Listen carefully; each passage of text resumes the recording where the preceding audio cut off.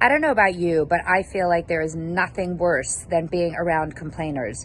And yet, complaining is so addictive. In fact, when I start to think about it, even I start, like, I'll say something about the weather, and the next thing you know, something else is happening that I'm complaining about. So, first of all, hi, I'm Kim Zoller. Welcome to Wednesday Wirings.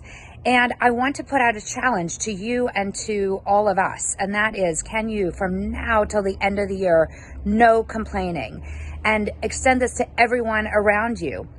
Meaning, even if you walk outside and you're like, oh, it's so cold today, or it's so hot today, or it's humid today, that in itself is complaining. And then complaining about other people, complaining about projects.